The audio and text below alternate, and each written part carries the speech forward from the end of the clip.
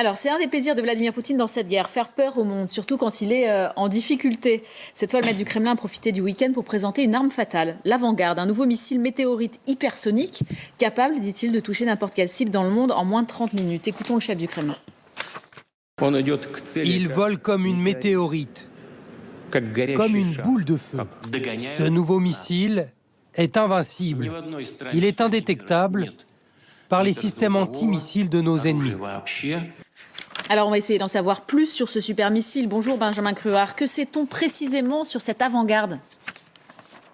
Alors, ce sont des images d'un nouveau régiment de missiles, ça y est, qui est mis en service. Et dans l'arsenal, il y a le fameux missile avant-garde, donc qu'on nous avait promis il y a quelques mois, ça y est, à la mise en service. On a les premières images, ça y est, il est entre guillemets paré au combat. Alors la séquence que je vous montre, elle est filmée ici. Vous voyez, on n'est pas près de Moscou, on n'est pas près de l'Ukraine, on est dans l'Oural, dans cette balse de Yanensky. Et en fait, j'ai envie de dire, la position importe finalement assez peu parce que c'est un missile intercontinental. Donc par définition, la vocation à rayonner sur l'ensemble du globe. 30 000 km/h la vitesse, voilà. La charge nucléaire Hiroshima x 100 au minimum. Et surtout, c'est ce sur quoi insiste Vladimir Poutine, trajectoire imprévisible. Et il l'avait indiqué en 2018 au moment où il avait présenté en grande pompe son missile. C'est le missile, selon les Russes, qu'aucune défense aérienne ne peut contrer.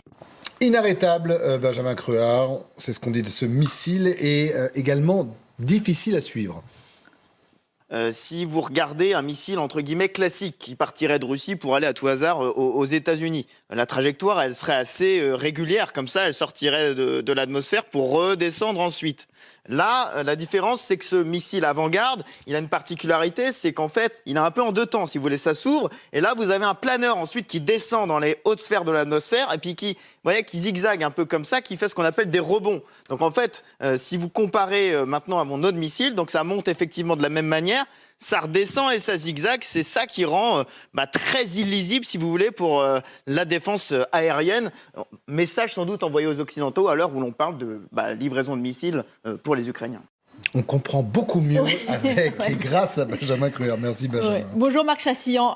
Cette avant-garde, c'est le nouveau joyau de Vladimir Poutine ? Bonjour.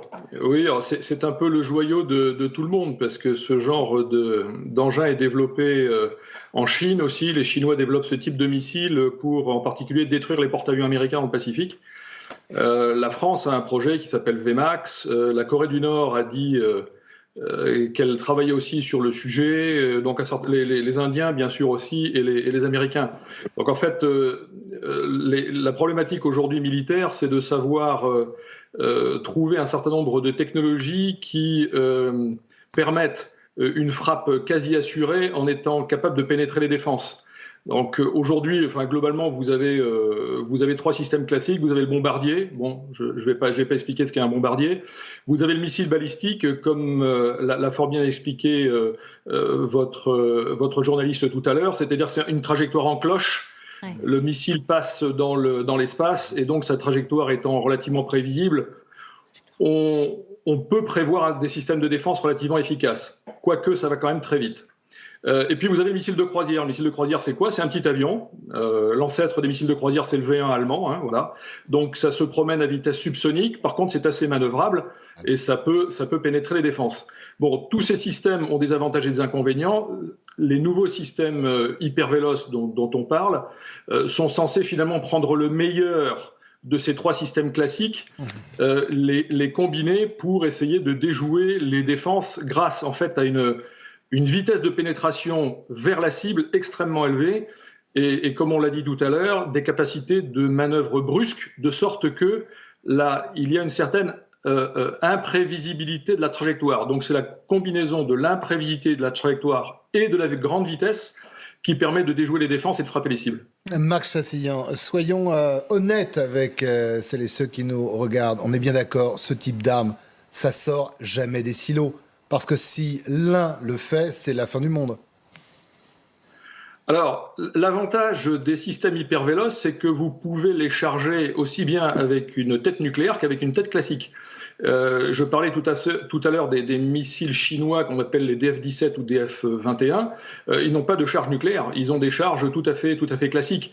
Mais en fait, il dégringole du ciel, comme Poutine dit, tel une boule de feu ou tel un trait de lumière, et aucun missile n'est capable ne serait capable de les intercepter.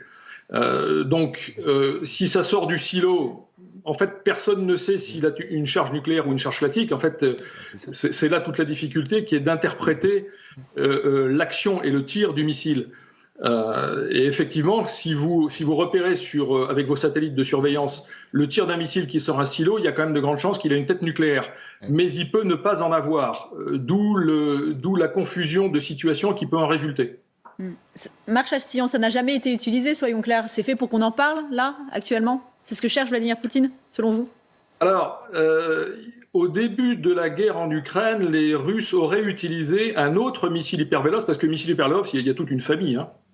Ouais. Ils auraient utilisé le missile Kinjal. Donc le missile Kinjal, c'est un missile qui est en fait lancé non pas par un gros booster à poudre là, qui rentre dans un silo. En fait, il est lancé par un avion, le MiG-31, qui est un des avions les plus rapides du monde. Donc il porte ça sous son ventre.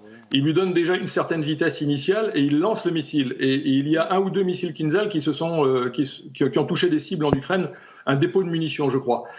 Donc, si vous voulez, l'hypervélocité, elle peut prendre des formes très variées. Vous pouvez avoir donc des gros missiles intercontinentaux, là, tels que la Vanguard, mais vous pouvez avoir des missiles hypervéloces plus petits, de courte portée, lancés par des avions.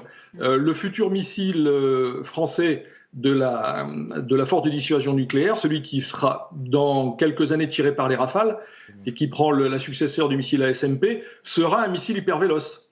Donc il ne sort pas d'un silo, il est tiré par un avion. Marc Chastillon, merci beaucoup. On se dit très vite sur le plateau du 12-15.